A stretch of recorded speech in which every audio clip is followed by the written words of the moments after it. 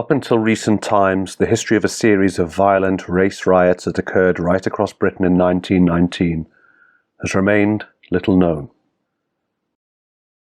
The bare facts are that throughout that year, riots broke out across the country. The protagonists were, in the main, young white men who, having returned home after being demobbed from the army, were disturbed and disillusioned to discover large colonies of migrant labour now living in parts of what had been white working-class areas of their cities. Former hopes of a better future following the end of the Great War were in stark contrast to the actuality of the circumstances the ex-servicemen returned home to. In each instance, there were similar accusations of minorities grooming or pimping white women, taking jobs once reserved for the native British, taking over parts of the cities and towns that had long been the preserve of white working-class British families, and all contributing to a growing atmosphere amongst the many returning soldiers of an indignant outrage with the post-war domestic state of affairs. Trouble erupted simultaneously in Cardiff and Barry on the evening of the 12th. An article in the South Wales News on the 13th began by summarising the situation in both locations. Quote, "In a series of riots last night, 2 white men were killed and 16 injured. One of these, a discharged soldier with a record of 4 years war service, was fatally stabbed in Beverley Street, Cadoxton, Barry. An extraordinary riot broke out at Cardiff too late last night. An argument developed into blows and a manhunt. The Negroes used revolvers and razors freely.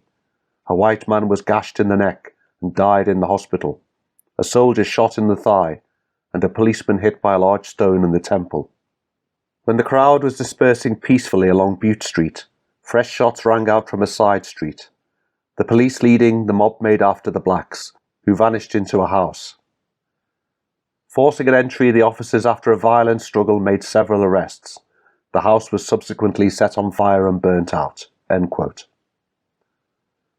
In the initial incident in Barry, according to a witness, the 30-year-old former soldier Frederick Henry Longman was outside of his own house when 2 black men came up the street.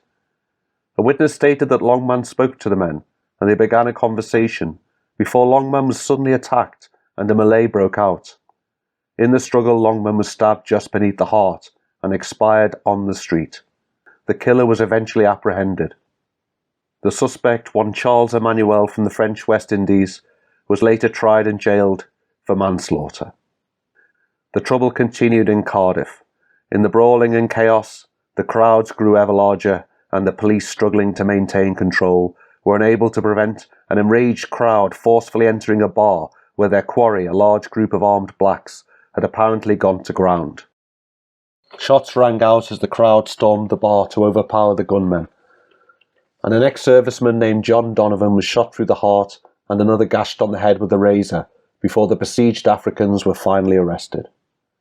The events underlined both the fractious and potentially incendiary results of forced multiculturalism, allied with the callous mercantile desires of a ruling class who sought to ensure with cheap imported labour profits over the well-being of the indigenous people. Unsurprisingly, when the history of that extraordinary year is being reviewed at all, it is digested as part of an ongoing historical revisionism that seeks to demonstrate racial prejudice and brutish bigotry on the part of the indigenous white British men, while simultaneously underlining the victimhood of the BAME participants. By examining the extant primary sources, sadly familiar but nevertheless disturbing, accounts of the insidious effects of modern multiculturalism can be found in all of its initial manifestations here in Britain. Indeed, the war-weary British Empire, in marked decline following the war, facilitated this situation, and for those Welsh troops returning home, there was a strong feeling of betrayal and resentment that, having finally quit the trenches, the promised land fit for heroes, so dearly paid for, was clearly never going to arrive. Instead, as one demobbed Welsh soldier explained to a journalist, "We went out to France, and when we come back we find these foreigners have got our jobs, our businesses, and our houses, and we can't get rid of them."